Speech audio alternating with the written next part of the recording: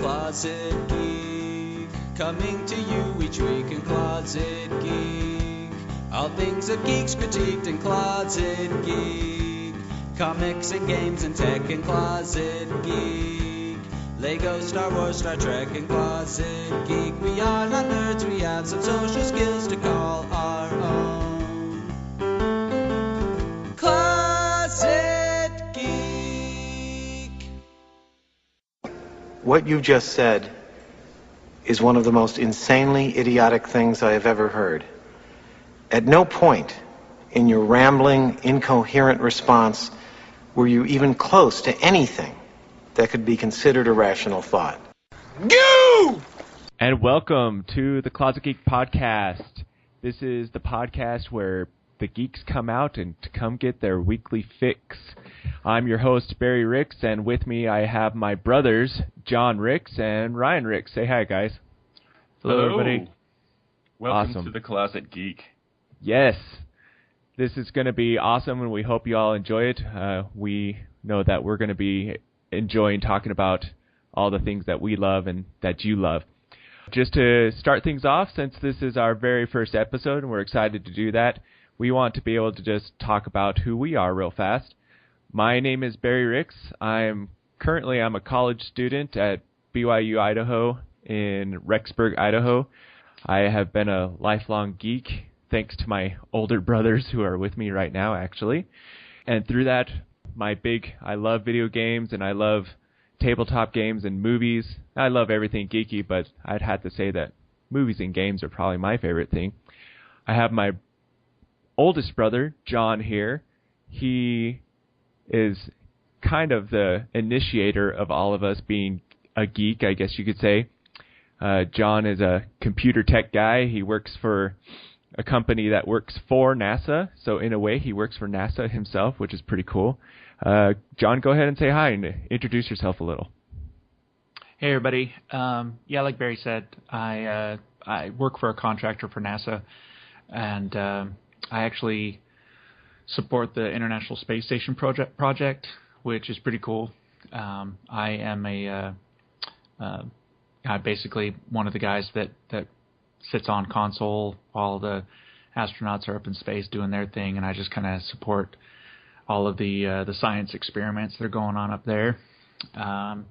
Like you said, I'm the oldest, and so everything kind of trickled down through me. I was the first one that found Dungeons and Dragons, and then I introduced my brothers to that. Wait, you founded Dungeons and Dragons? I did. I found it. And he's secretly rich, and we just didn't realize it. That's right. So that was always fun to, and it was kind of a family tradition that when the brothers turned 12, that it was they were old enough that they could start playing Dungeons and Dragons with the rest of us, and so that was always kind of fun. And I always ended up being the DM. It was a glorious day when I was able to play D&D at 12. I looked forward to that day. Because I don't know if we looked forward to it as much as you did. Well, we kind of had to. We're like, okay, fine, I know you could play. That's right.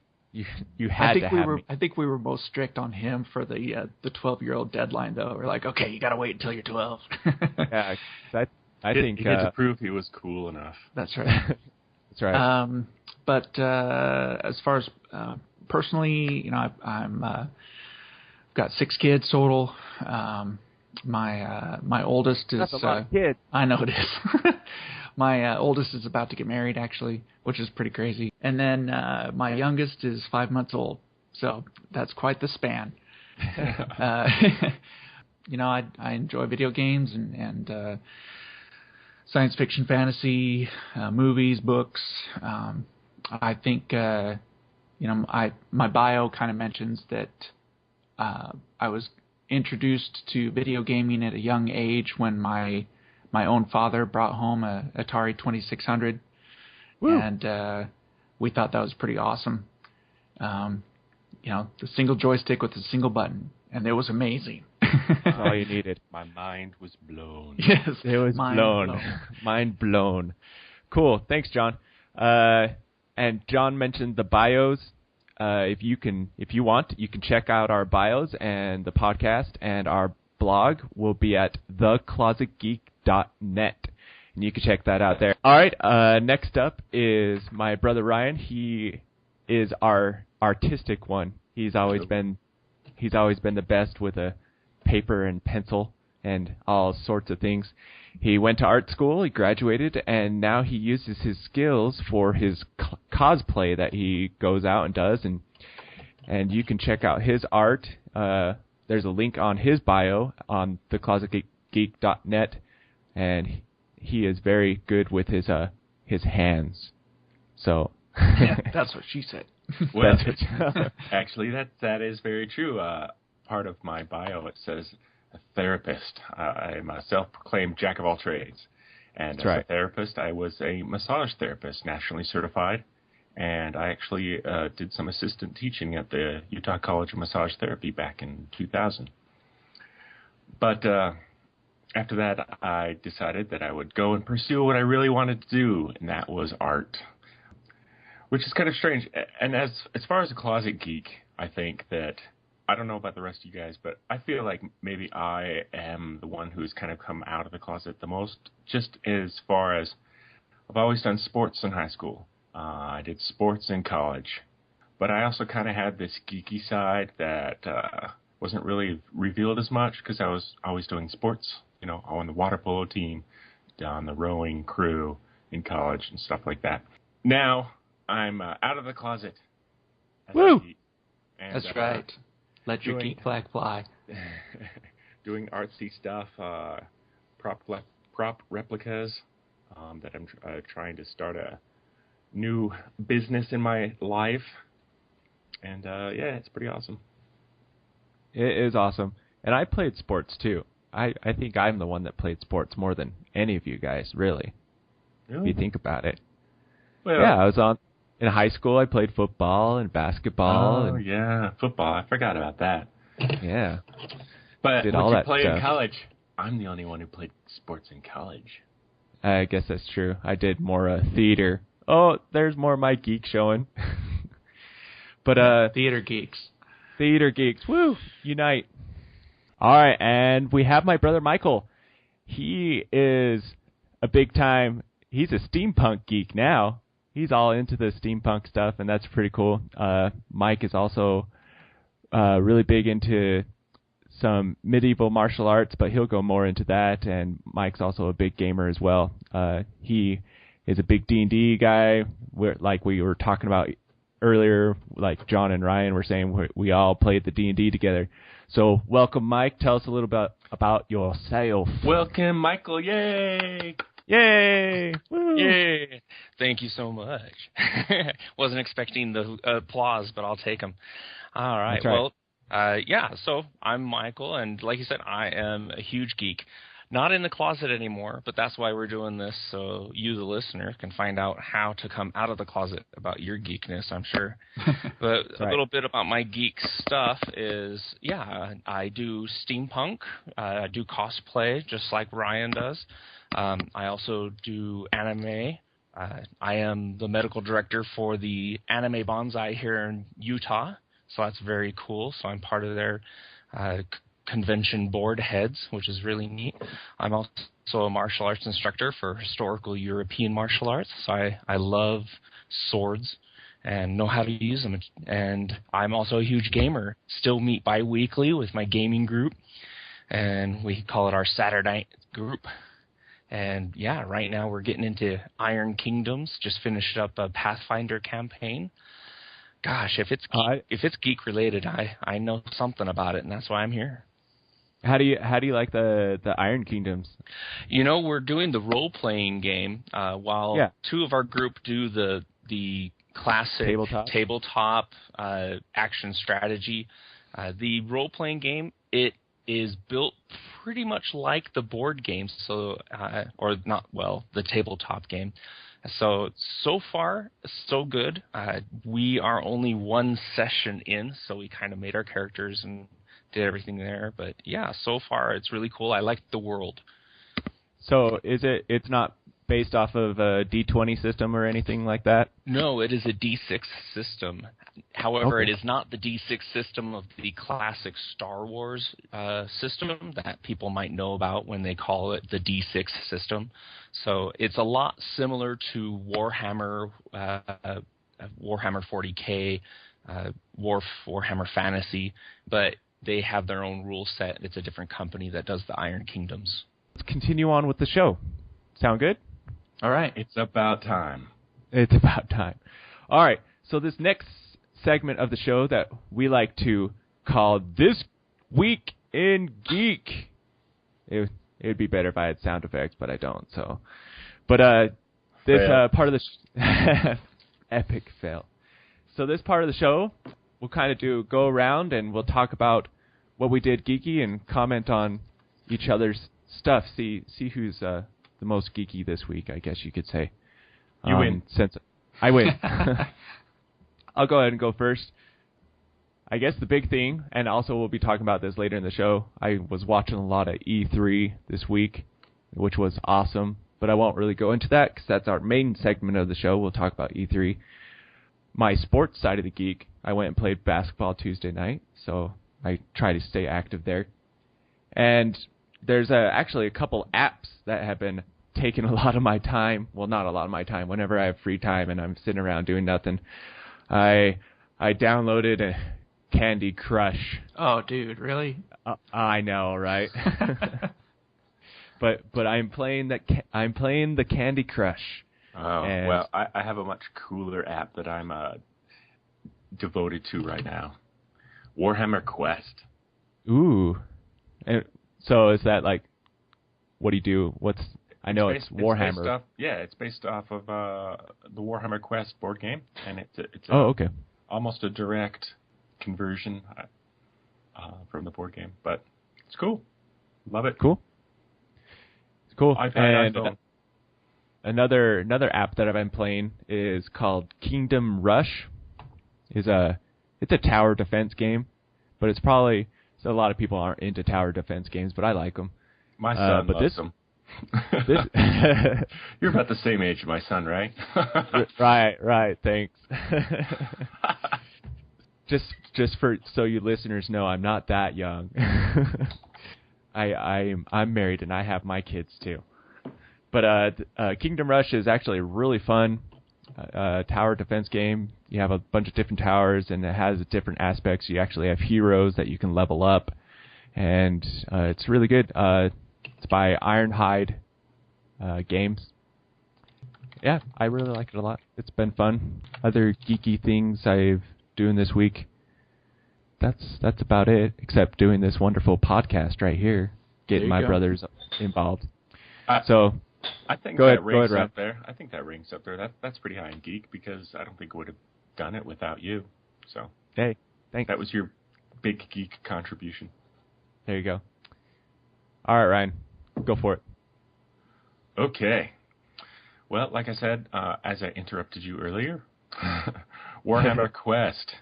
It is a dungeon crawl based off of the Warhammer board game, and I've a table to put in my room that originally it was for a remote control, the train track, but of course, being a geek, I converted it to a Warhammer tabletop game. Do you guys remember that table that we had in the room? Yeah. Oh, I remember when you guys you didn't have materials to buy tanks or vehicles. I remember you guys took used deodorant containers and then painted them and added stuff to them, and those became your tanks. I remember that. That's right. Absolutely. I've always been the type of person that if I think I can build it, I would rather build it than spend money on a commercial version. Yeah. So Warhammer Quest, I've been playing that. It's been really cool. Introduced it to my son, and he thinks it's pretty cool too. He's not as into it. He's more into the tower games, but about halfway through. It's a 25-hour play time. I'm about halfway through it. Yeah, it's for the iPad and the iPhone. The only bad thing about it is that I wish I could transfer a saved game from the iPhone to the iPad. Apple doesn't. I was actually just talking about this the other day. I was saying how Apple needs to come up with a way where either you could, I know it's difficult to do, but to have the app, you purchase it once, and that way you can have it on all, like your iPhone and your iPad, or at least have like a little bit more expensive bundle or something, and you could buy the app one time for just like $1 or $2 more, but you have each variation for like the iPhone and iPad. That way you don't have to buy it multiple times. Well, they have the ability to do that. They have something already called the Game Center, and basically it logs in how many games you played and your points and friends, and you can add photos and has your stats. Maybe I don't know if there is a way to transfer saved games, but the technology, we have the technology. Yeah, it's there, but they're not going to do that. They're going to make you buy it multiple times because that's how they make money.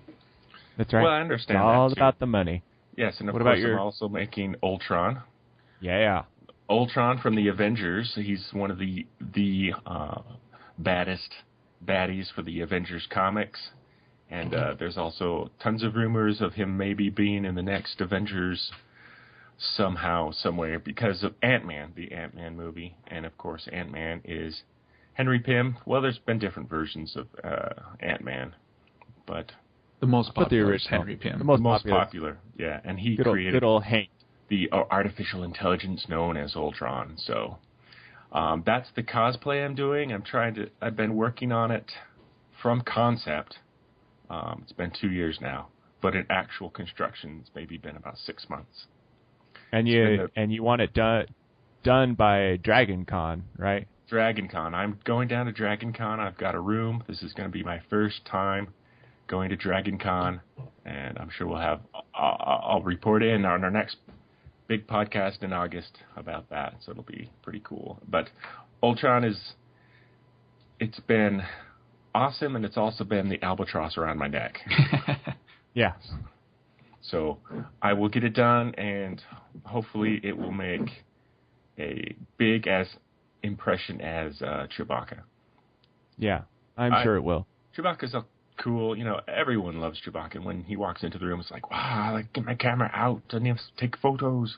Ultron will be kind of a different genre, different monster, and but with all the lights and sounds, I think it'll be cool. Yeah. Yeah, and I haven't seen anyone else do Ultron yet. At least I haven't. Has there? There's been a couple there's a few of them helmets and junk like that have been out there. I've seen a couple of people do helmets mostly. There was one guy who did Ultron last Dragon Con. His name is Nick, and I can't pronounce his last name, Hank or whatever. He's from Omaha, and he did a really cool version of Ultron. And cool. We are now Facebook friends. Well, that's the cool thing about replica props and cosplay is that eventually you will all get together and meet each other. It's like sticky glue. Oh, you cosplay? Let's be friends. Well, that's the cool thing about just geeks in general. I mean, you have these big conventions or just anything where people can go there and you're automatically people's friends because you all have this great love and appreciation for these things, and so it's just kind of fun to be able to easily socialize with people even though you don't know them. It's like being a Mason without a cool ring. Hey, there you go. Nice. All right, John, tell us what you did this week. That's geeky. Yeah, pretty much E3 has been going on this week, so the big press conferences were on Monday, and then the convention itself opened on Tuesday, Wednesday. Today was the final day. I love E3. It's for those of you that don't know what E3 is, it's the Electronic Entertainment Expo. It's the largest gaming development convention that is held each year in Los Angeles. Game developers from all over the world come and display their wares.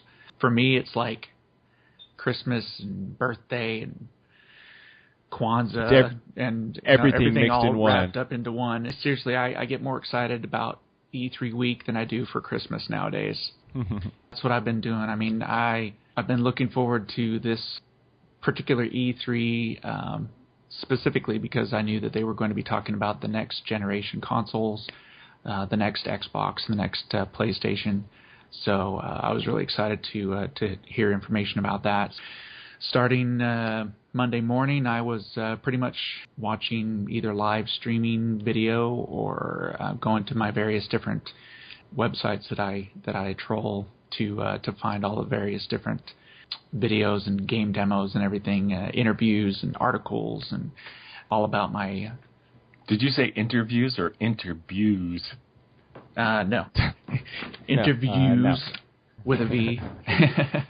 That I even had the Microsoft press conference and the Sony press conference on my calendar, so I got notifications when it was going to start. So, yeah, that's how much of a geek I am. Yes. Yeah, I totally wouldn't know that E3 was happening if it wasn't for you guys. Right. Yeah. But I know that I'm up to date with the whole cosplay thing. I'm completely following. The last weekend was the Heroes Con here in Charlotte, North Carolina. Unfortunately, I couldn't go. My son's birthday party was in Myrtle Beach, so I decided to do that instead. Well, family's more important. Family first. That's right. Yep. I'll have Dragon Con. I'll have 4 or 5 days just to totally geek out. There you go. That's right. So what's the geekiest thing you did this week, Michael? The geekiest thing I did this week. Ooh, gosh. I'll be honest. I watched a couple of the E3 big announcements. Watched and read up a little bit about the Apple conference. Watched the Sony.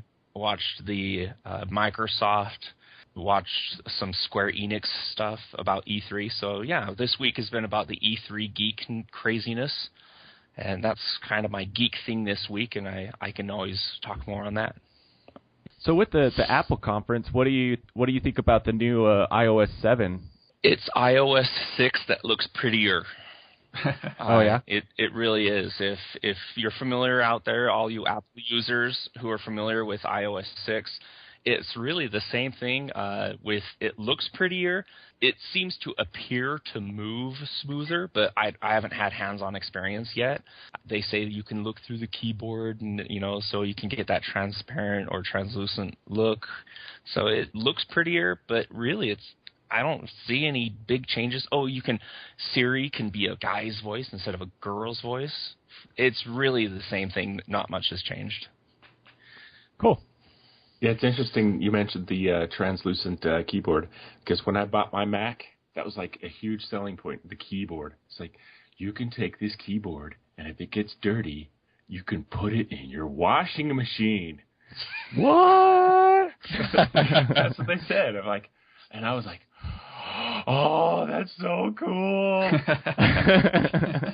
What's funny, though, is technically you could do that with any keyboard. Yeah, because most keyboards these days, most keyboards these days are self-contained. Obviously you would unplug it, and of course you want to not use. You have to unplug it. Yeah, really, I know. People, and their IT. It's so inconvenient. I know. Can I just shove it in there for a couple seconds? Make sure you don't do it on heat dry. Do I have to walk to the other room? Yes. Man, exercise. Oh, Exer what? No. Yeah. Exer what? That actually reminds me of an article Ryan was looking at this week about don't sit while gaming. And yes. I think it's a great thing. Even just get one of those, what do they call them, Bosu balls, and sit on it. It'll do wonders for you physically, comparatively to just what they do on your butt. Google. Yes. And opposite of what we're doing now. What I'm going to do is go to Home Depot, get some 4x4s, other pieces of bracing wood, just raise it up to about 4 feet, because that's a good level for me, because I'm gigantic. And so that will make my arms parallel at the elbow. So it'll be perfect. Cool. One of the podcasts that I listen to is his name's Scott Johnson. He owns and produces all the Frog Pants Studio podcasts. He's pretty awesome. And he just converted to a standing desk and to be more fit and everything, and he's lost. I mean, he hasn't lost like a lot of pounds, but because of it, he's lost a couple pounds, and so he does the standing desk thing. So. Yep, and I also listen to a podcast called Cut the Fat Podcast. That's right. You were telling me about that. And the guy on there has a treadmill desk. Yeah, so he actually walks. I don't know. He walks like 8 miles a day just doing his regular day-to-day work. He's a pharmacist, so it's pretty awesome. That's interesting. Cool. So, anything else geeky, guys? Oh, I want to say something. I'm going to go see Superman tomorrow. Nice. So, I would like to go see Superman tomorrow, and my schedule looks like I could do it if I wanted to. Now I just need to convince my wife and son that it is a decent investment of our time and money to do it. There you go. Well, luckily I still have some free tickets. That's the only reason I'm going. Oh, free tickets, those are nice. And a free babysitter too. Oh, so there you go. That's the thing. So that's the bonus. Yeah, I'm always happy. If I can go out to a movie, it's not just whatever $9 for a movie. It turns out to be $90 or more because I have to pay the babysitter. Pay the babysitter, pay for dinner and a movie. Yeah, if I'm gonna get a expensive babysitter, date night. I'm gonna go out to eat too. Yeah, exactly. I have the babysitter. I might as well make most of my time. So, exactly. Dinner, movie tickets, babysitter, and then of course I always have to. I'm terrible. I eat popcorn at the movie theater. It's hard not to. Man, as soon as you walk in, you're like, oh man, it smells so good. Yeah, it's nasty. It's not good for you, but dang if I don't eat that giant bucket every time. just don't put butter on it this time. No. So I'm all about the butter. Sweet. So let's go into our next segment, which is our main part of the show where we talk about something geeky that happened during the week or something that we just love to talk about. But this, of course, probably every single geeky podcast and every geek out there that is involved in any form of video games knows about E3 and what's going on with that. Technology. So we'll go into that. Let me ask a question first, guys. Who do you think won the E3 battle this year? Oh man, PS4 all the way. Yeah, Sony did such. You could tell that they did some proper evaluation of the market, that they were paying attention to what Microsoft was doing, and they said, you know what, instead of doing the status quo and just kind of going, we've done the same kind of layout for the last 10 years, that way people can kind of make their own minds about what's going on. This year, that I think they honestly probably decided to figure out how to destroy this competition this year. So instead of saying, we have PS3, even though Xbox 360 is out there, but this year they said, oh, wait, we're being released at the same time, unlike Xbox 360 that was released earlier than PS3 last console change. And they said, okay, what are we going to do? And Microsoft basically made major mistakes, especially simple things like the used game fees. That's a huge thing that I know at the Sony Entertainment conference, when they said, oh, by the way, hey, you want to give your used game to your friend? Go for it. Throw it in the PS4, play it. We don't care, because... Yeah, it's funny that you mentioned that, because when they did that, it had the biggest reaction of the day. 2-minute standing ovation. Out of any conference, and I might lose a little bit of geek cred right here, but I'm just like, what? What are they talking about? What, the used games? And so I actually, John kind of informed me. So John, if you want to take a couple minutes, let our listeners know what does it mean? What's the big deal about the whole used game thing? Yeah, Michael kind of mentioned it, but I think we should take like a couple steps back and make sure that everybody understands, what we're talking about. Microsoft and Sony have announced their next console that they're going to be releasing. Yeah, their next generation. And it's going to be called the Xbox One for Microsoft and the PlayStation 4 for Sony. So Sony had this little mini reveal back in February where they kind of said, hey, we're working on the PlayStation 4. Here are a lot of the games that we're working on that are going to be coming out. Here are, the reasons why we developed this console. Here are the developers that we're working with that are super excited about that. So it was just basically a little mini reveal, but it was essentially to get people excited about the games that Sony was working on for the next system. They didn't reveal the system at that time. They didn't even really talk about the system at that time. They showed the controller and the camera. They did, right. They showed the controller and the new camera. That's true. So then Microsoft had a little mini reveal about a month ago where they actually came out and they actually showed the hardware. They showed the box and they talked about the unit. But for some reason, and I'm sure people are getting fired over this. For some reason, when they did their mini reveal a month ago, all they talked about were the different services that the new Xbox were going to provide, and they talked about how you could plug your all the different TV, cable TV, and more TV, right, and sports, and sports. You could use your Xbox One to control your cable TV, and you could switch between your cable TV and your Xbox and your movie and your cable TV, and you could you could talk to your Xbox and you could tell it to bring up the TV listings for that night, and you could tell the Xbox to go to a particular channel, and you could do this all through voice, and so they were all excited about that. And then they talked about how they were going to be doing some new TV programming and entertainment services specifically for the Xbox One, and how they were going to really incorporate live sports into the Xbox One, and how you could really use your fantasy football team with the new Xbox One while watching live TV through your Xbox and all. So basically, they just talked the whole time about stuff that gamers don't really care about. Exactly. I mean, it was where are the games? Right. Where are the games? They at the very end they said, oh, and we're working on Call of Duty.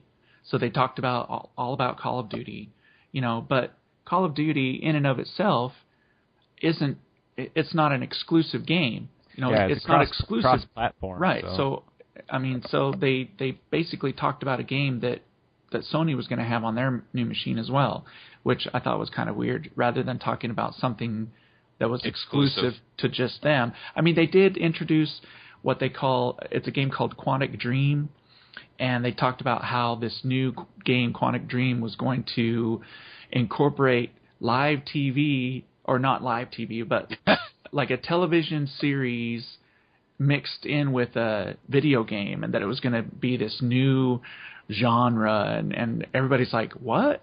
Well, the one cool thing TV-wise, that Xbox, that the correlation with Steven Spielberg to do the Halo TV series, I think that's pretty cool. I agree. Because I really liked the Forward Unto Dawn show. Right. Have you guys? Yeah. Right. Have you guys seen that? It was well done.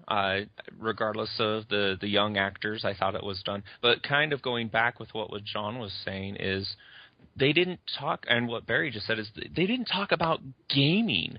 I mean, they concentrated more on this wonderful thing that they call the Kinect and what it can do for the system and what the system can do with both of those integrations with television. They didn't, they could have said, hey, this is our hardware. These are the specs. Here's our people we're working with. We're working with Comcast or whatever. But instead, they focused on the things that didn't really matter to all their users out there who are using the Xbox 360 and even the original Xbox. And the fact that they called it the Xbox One lost a lot of Xbox fans. Xbox was, they're like, call it the 720. That's what the fan pages have been calling it for the last 2 years. There's just lots of marketing mishaps that, like John said, I think people might get fired over. Yeah, so cool. Microsoft... hey, I want to interject here. Yeah. Sorry, I was AFK. Apparently, my daughter, at 11 o'clock at night, put a giant hair clip on the cat's tail. Nice. Oh, nice. So the cat was running around the house crazy. Yeah. That's awesome. Why is the cat acting like that? Yeah. I don't know. That's awesome. That's yeah, funny. we all have children, by the way, for all the listeners, so we can relate as family men of how being a geek can get in the dads. way. Yeah, geek dads unite. So let's concentrate a little bit on E3 again. We kind of talked about the previous conferences, but what was it in E3 that made such a big difference? The main reason that everybody was so excited about the PlayStation, one of the main things that came out from the reveal of the Xbox One is how they are going to be handling all of their games. And so apparently the way that the new Xbox One works is that when you purchase a retail disc from the store, that disc essentially is only good as a license, which then allows you to install the game onto the hard drive of the Xbox One. And then once it's installed on the hard drive, the disc is no longer used, and it's all just from the hard drive. The reason why they did this is to prevent, I guess they think that, piracy is so rampant that they need to worry about this, but essentially the Xbox One requires a connection to the internet at least once every 24 hours in order to self-authenticate. If for some reason you are not able to connect to the internet within this 24-hour period, the Xbox stops working until it is able to connect to the internet. Yeah, that's just weird. I know. I don't understand why they did that. They did a lot. They did it very similarly with Windows. The actual operating desktop system is that when you purchase it, if you didn't authenticate the product over the internet within 14 days, your whole system just craps out. It's just silly. They're doing the same thing with the Xbox. Do you know who that hurts a lot? Soldiers. Yeah, there's soldiers overseas. Yep. Okay. My wife is military. We've been in the military 13 years now. She has served her tour in Iraq. One of their huge pastimes was playing video games on consoles, and they don't have internet access like we do over here. They have some internet access here and there, blah blah blah, but that was just a huge middle finger to a lot of people. Yeah, I really don't understand their logic behind that. But then the other problem is okay, so once you've installed this game on the Xbox, it sits on the hard drive. So then the problem comes, well, what if I'm done with the game and I don't want to play it anymore? But say, for example, I just want to... I play this game, it's really great, I just want to let my friend or my brother play the game, say, hey, you should check this out, it's really cool. I just hand him the disc and he goes and plays it on his Xbox, right? No, you can't do that. You cannot share your game with somebody else. What the heck are they thinking? I don't know. No whammies, stop! In their defense, I don't know if it's defense because it's too late. They did say that option is up to the distributor of the actual game title.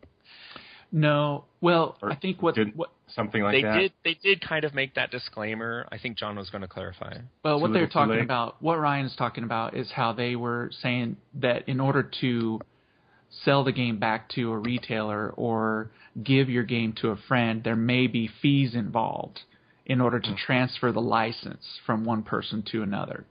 Now, they did say that you can give your game to your friend, but you can only do that one time. Now, I don't know if that means you can only give one friend one game, or does that mean, so like if I give my friend one game, I can never give him another one of my games again? Well, you have to understand something about gamers. They only have like one friend in real life. Whoa!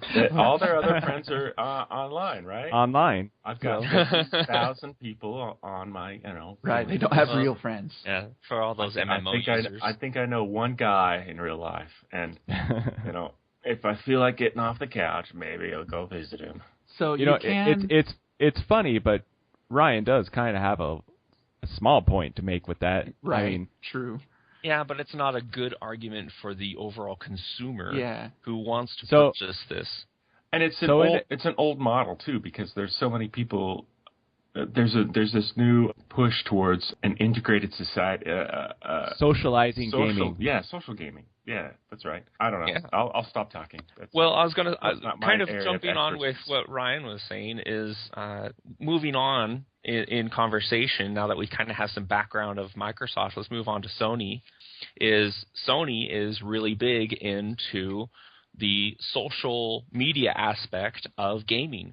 The fact that a lot of people play with others online in multiplayer games or massive, multiplayer RPGs or just MMOs in general. They have options, for example, with their new game Drive Club. You can link it to your Facebook account, and when you're driving around with all your friends, it'll show your Facebook picture, and you can keep track of all your stats via the internet along with what you have online. And so just kind of touching on with what Ryan said is they're really pushing to create this larger social aspect with modern society, because we are becoming a global market, and you can't rely on one single region, which is another thing that Xbox did incorrect, is they are regionalizing their Xboxes, where PS4 is not regionalized. So regardless of where you are, the games will work, and it doesn't matter. So social gaming, that could be a whole topic for another podcast, so we could get into that some other time. Candy Crush. Candy Crush. Oh, yeah, I've been playing that. Moving on. Don't get it started. No. No, not the Candy Crush. Let's continue with the. So anyway, go ahead. So Microsoft, ultimately, in my opinion, two things kind of killed it for them. That the used games thing kind of hurt them really bad, and the fact that they're $100 more expensive than a PlayStation 4. Because they $100. They're including the Kinect. That's why. But the PlayStation 4 is going to have a sensor bar thing with it too. No, but the sensor bar is extra.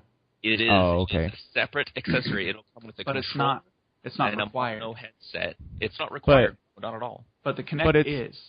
But the Kinect is it's weird because one thing, I don't want a camera watching me the whole time, and it's always connected. You watch TV naked or something? Yeah, exactly. Well, they did say it's not always on.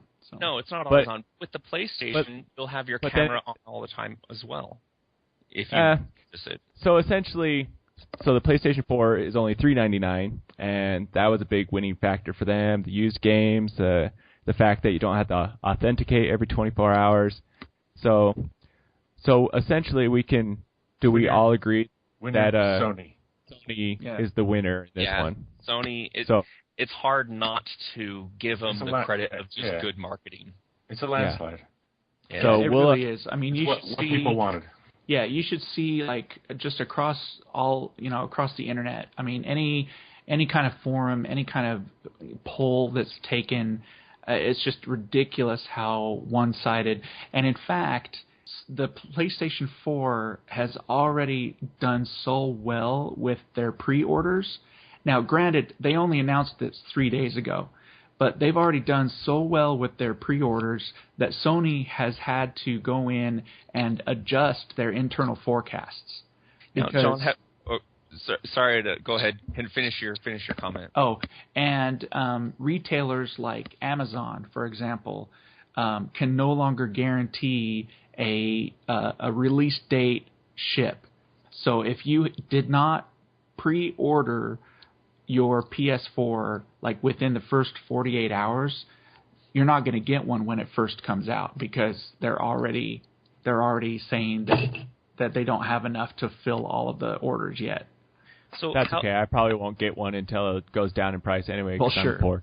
Well, I was going to say, have any of you actually seen the pre-release numbers that they've tentatively put out? Because companies like Amazon and companies like GameStop have kind of said, hey, we kind of have these amount of numbers coming in already, because it's such a big thing, might as well brag about it. But they are looking in North America alone about 500,000 units in 3 days. Yeah. That's crazy. mind-boggling. Well, yeah, and I also read, I've also read a number of situations where people have canceled their Xbox One pre-order and then gone and pre-ordered the PlayStation 4 instead. Yeah. And that's interesting. People that were initially on Microsoft's bandwagon are like jumping off like rats off a sinking ship because of the choices that they've been making. And, unfortunately, it really has everything to do with the way that they presented it. Because if they would have done it a different way, I don't think people would have been so upset about it. Yeah. Case in point, the online digital distribution service Steam. Yeah. It is hugely popular, but they came out and they said, okay, it's online only, but we're going to be able to sell you games at a discount off of what you would normally pay at retail. It's only on your one computer, so you can't like trade your games to your friend, but it's a free service. You just, buy the games you want. We have huge sales on games all the time, so you can get games for really cheap. Is this something that you'd be interested in? And the internet went, yes, absolutely. And so Steam is like selling tons and tons of games, and you can't trade your games from somebody. If you buy a game off Steam, you can't trade it. You can only play Steam games if you're connected online. But does anybody care about those things? No, because it's the way that they presented it. If Microsoft would have presented it a different way, instead of coming out and saying, no, you can't trade your games, no, you can't, you have to be connected to the internet, and basically it's almost like they kind of gave ultimatums to the consumer. And to kind of put a further nail in the coffin, there was an interview from one of the higher-ups at Microsoft about the whole, online connectivity issue. He literally said, and I kid you not, he said, if you have an issue with the online connectivity of the Xbox One, we do have an Xbox model for you. It's called the Xbox 360. And I was like, are you kidding me? So, I mean, he basically, take that, gamers. Yeah, seriously. It's like, okay. And I think what Microsoft is honestly trying to do now is they are trying to take the 360, and that is now their new budget SKU. The 360 is their budget machine at $299. And then if you want like the bigger machine that's nicer and can play the bigger games and everything, then you can play the Xbox One, but it's only $200 more, but you get the next generation. But if you don't want to spend that much, then you can spend $299 and get an Xbox 360. It still plays all these huge games. We're still going to be supporting it for years. And I really think that that's kind of the direction that they're going with that, and that's why they have done everything that they've done up to this point. It's really unfortunate, and kind of going back to the whole concept of Steam is strictly PC gaming, and the thing is a lot of people are not PC gamers. They are strictly console gamers. Sure. And so when they said, hey, Steam said, hey, we're going to do this for the PC community, all the PC community said, yeah, sure, makes sense. We're at home, we're on our PC, so forth. Xbox, PlayStation, you can do something that normally you can't do without pre-planning with a PC. You can shove it in your backpack and go to your friend's house. Now, of course, we've all had LAN parties where we've packed up our giant box computers with monitors and everything and gone to a person's home and done a LAN party. But with consoles, you were able to just shove it in your backpack and go to your friend's house and play your games. And that was not a problem. I always make sure I take my backpack with me. Your backpack, those. It's a new Pokemon, the backpack. All right, let's continue on, guys. Yeah, we talked about consoles. Let's talk about games. So game trailers. Let's. How about everyone go around and talk about your top 2 games that you loved at E3. Okay, you first. So, me first. Destiny, of course. Yeah. I'm super excited for Destiny. And actually, the other game that I really enjoyed watching and was actually an Xbox One exclusive, it was called Titanfall. Oh, yeah, that's on my list. I just really enjoyed the concept of it, and it looked pretty, it looked fun. But Destiny definitely number 1, and then Titanfall number 2. So go ahead, John, you go first. Yeah, I'd have to say Destiny as well. Destiny is being developed by Bungie, who is responsible for the Halo series. Bungie broke off from Microsoft and stopped developing Halo. And so when they did that, they started developing their own new game. And so Destiny is that game. And there's multiple classes, multiple races. It's not based on a single player character like Master Chief. You don't have to be Master Chief. You can be something else. And they're kind of making it customizable. Absolutely. Customizable? Is that a word? Yes, absolutely. So they are, you can completely customize your character and you get to tell your own story. And so very much like an RPG where you create your character and really excited about that. So what's number 2? Number 2. Gosh, there are so many. Who does number 2 work for? Who does number 2 work for? You tell that to I think Watch Dogs. I don't know. Oh, yeah. I don't know if anybody's familiar with Watch Dogs. Huge but, sandbox. Oh my gosh, I'm so excited about that game. Some of the things that are it's essentially the game is all about. The concept of it is really cool. The concept is pretty cool. I guess it takes place in near future Chicago, where like the city is all run by a central operating system. There, you play a character who has the ability to hack into this central operating system and can utilize it to your benefit.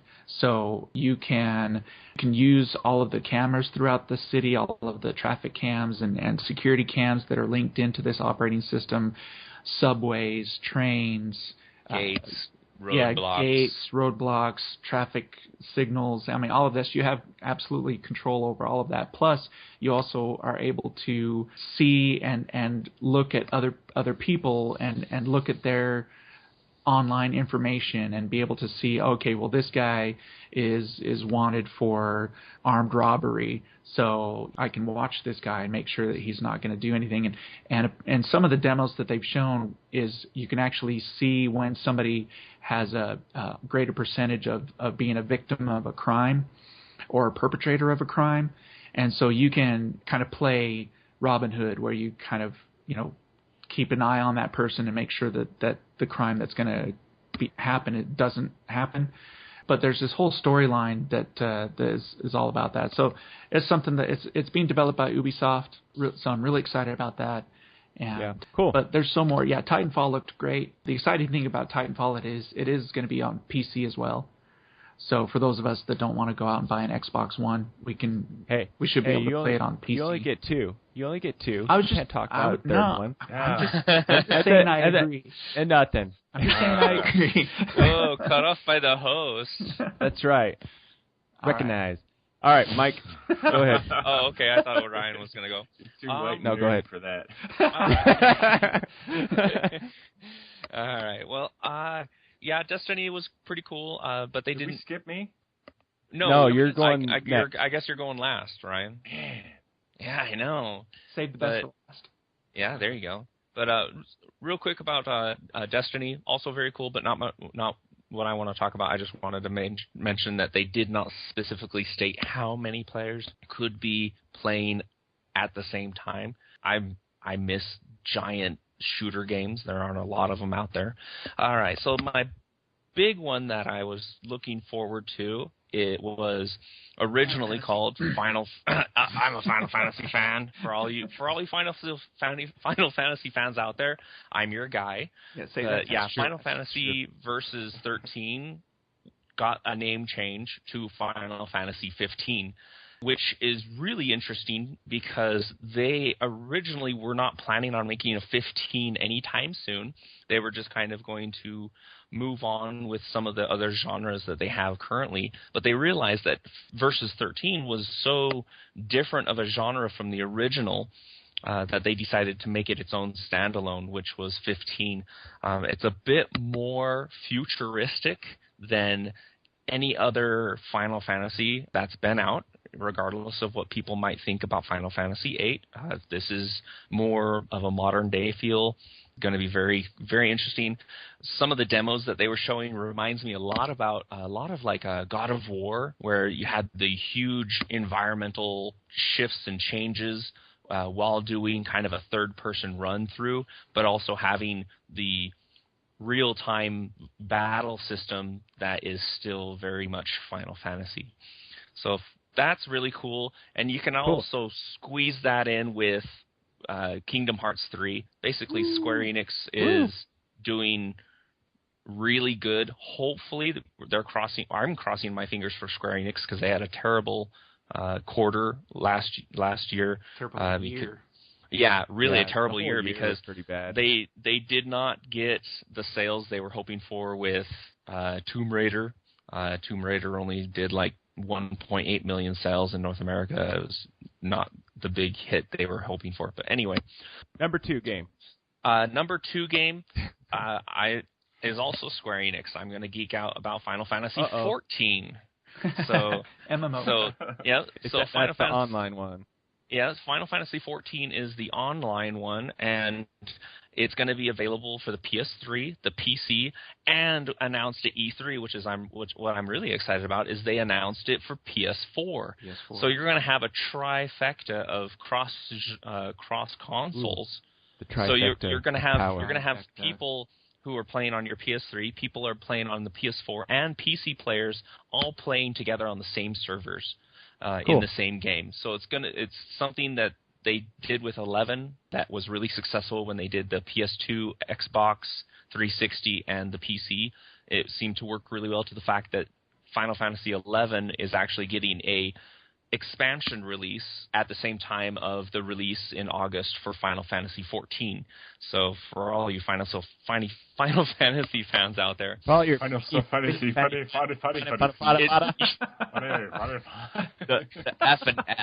F and F out there, the FFF, the Final Fantasy fans. But yeah, right. I'm Square Enix geeking out. Okay, cool. All right, Ryan. Do you have something? Titanfall. There you go. It's my first one. Cool.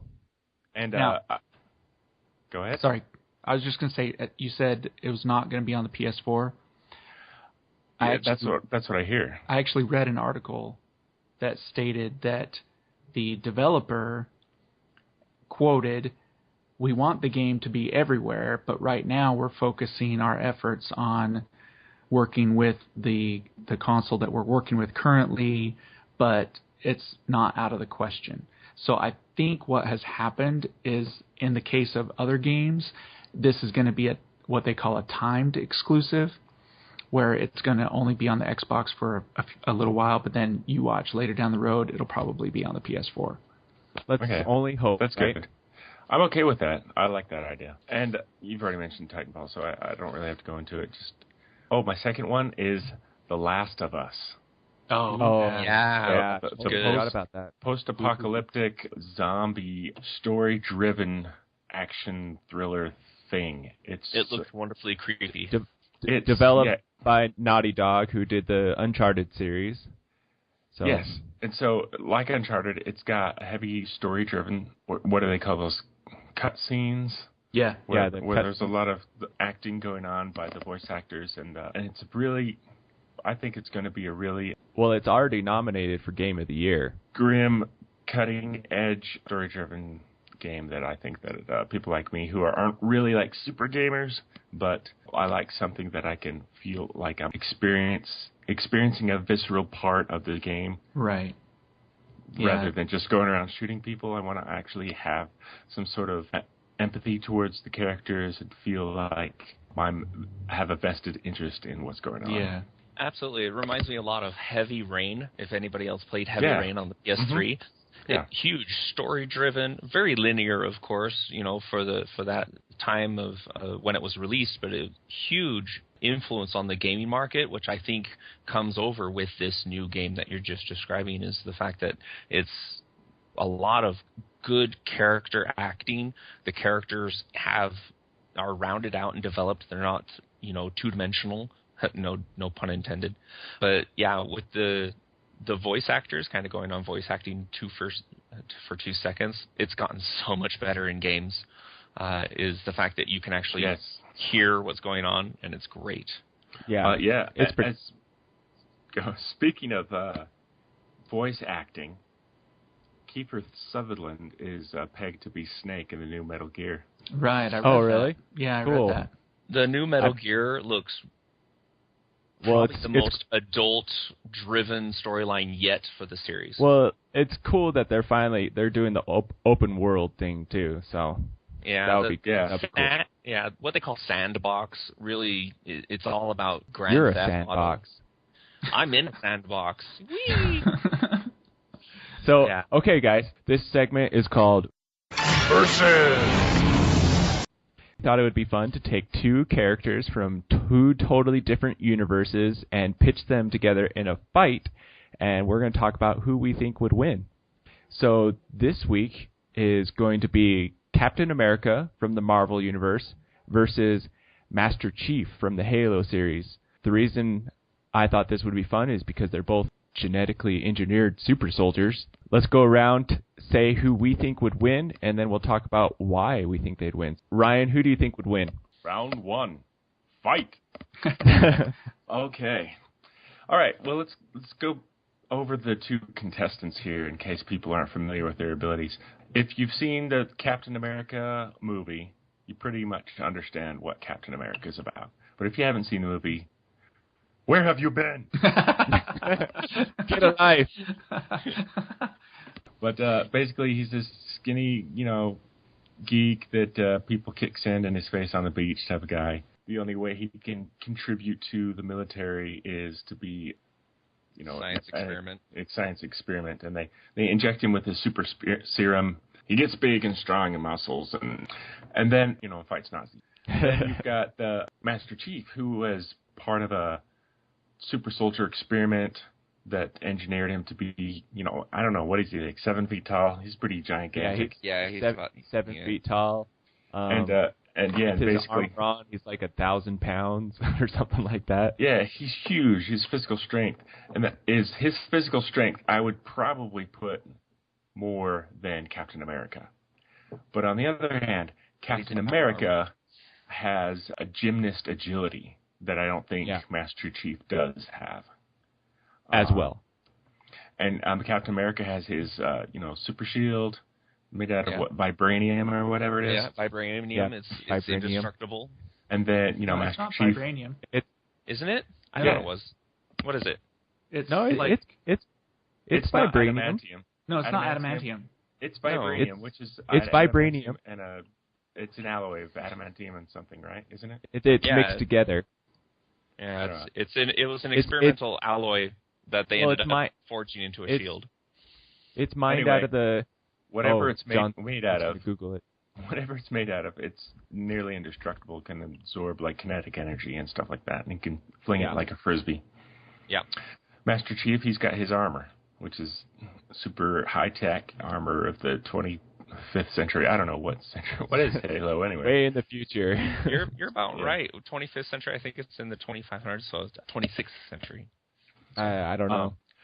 Okay, so those are the candidates. My money is on Captain America. Yeah.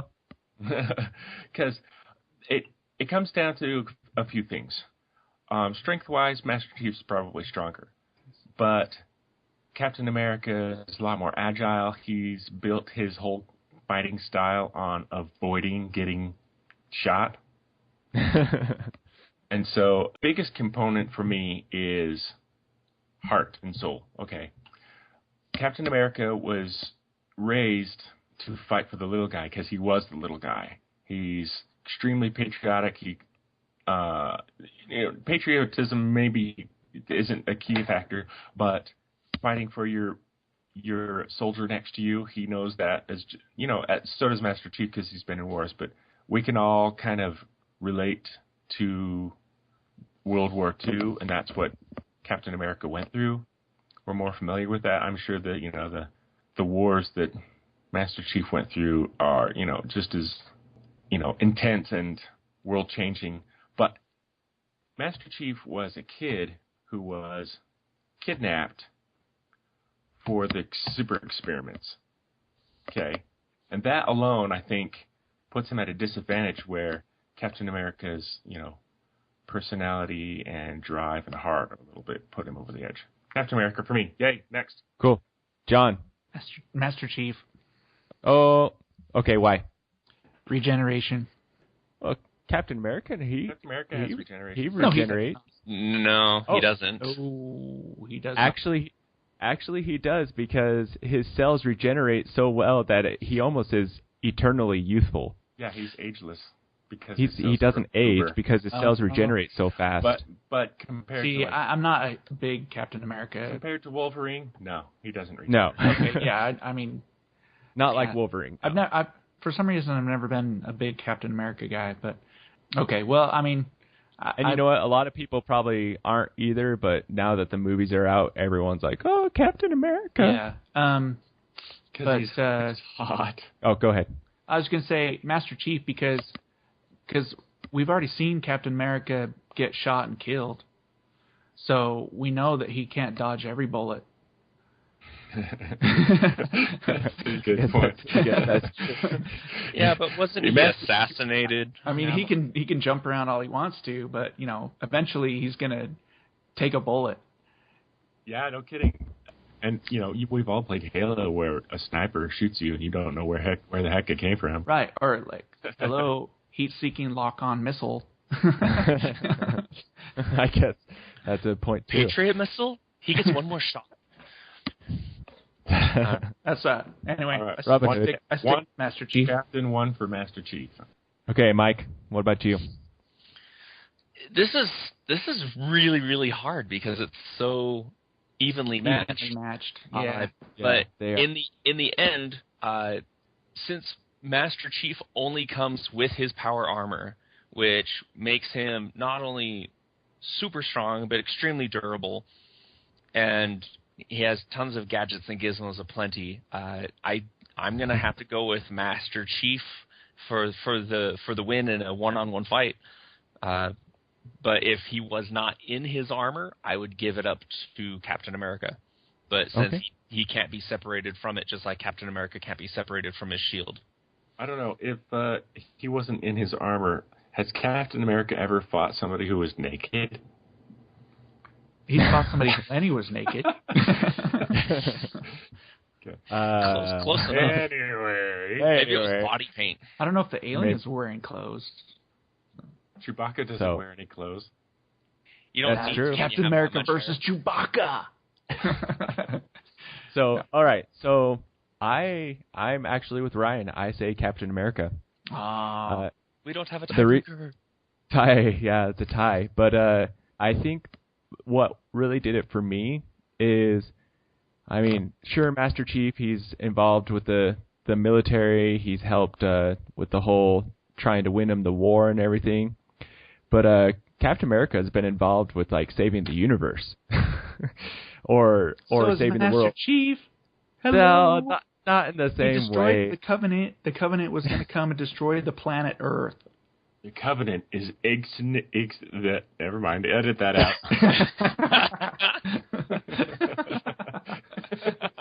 Speaking of fail, I think Ryan also made a really good point about the heart and soul of it. But I think Captain America, he wins it for me. So all right, 2 versus 2. Week 1 we have a tie. But like Mike said, they're so evenly matched that it's only right that they tie. All right. So this week a tie. Hoorah. And for all those listening, no, that's not a cop-out. It just happens that there's only 4 of us. That's right. If you are interested in telling us your ideas of who you would like to fight, you could definitely go to the website, theclosetgeek.net, and you can leave a comment there, or you can email us at theclosetgeekpod, that's P-O-D at the end, so theclosetgeekpod@gmail.com. And if you go to our website, all the contact information is there. You can subscribe to our RSS feed. This podcast is going to be on the website as well as on iTunes and many other services, so you can subscribe there as well. Please tell your friends if you enjoyed it. And we will be back again next week. This is going to be a weekly podcast where we talk about the things that we love and the things that you love. Please leave a comment on the website. You can find us on our Twitter accounts, or you can leave us an email as well. We'll end the session with a song after our goodbyes, and we hope to have you back again to listen to our ranting and raving once again. So, gentlemen, if you go ahead and say goodbye to the listeners, and we'll get out of here. Yes, please go on our Facebook page and like us, and if you like us, share. Yeah, and you can also find us on Twitter and Google+. Yeah, and if we haven't bored you by now, then good on you. Thank you this is Ryan, and saying thank you. Yeah, and this is John. Thanks for listening, everybody. Hope to continue to entertain you as the weeks go on. All right, and this is Michael, and you guys have a great week. See you next time. All right, and this is a shout out from Barry. We are grateful for your listening, and please come back.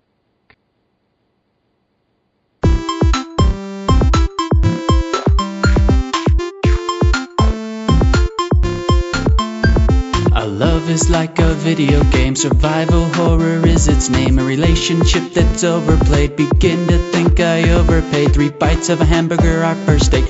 Just spent 50, I'm irate. Pilfered, plundered, hanging Chad. Just figured out that I've been had.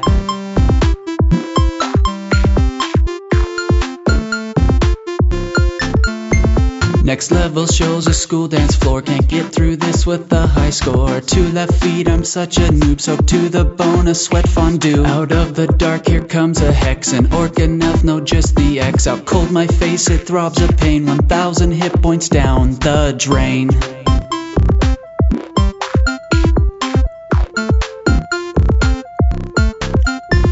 My life is like a video game, survival horror is to blame. Scarred from first dates, I've not bragged. My dating life has just been fragged.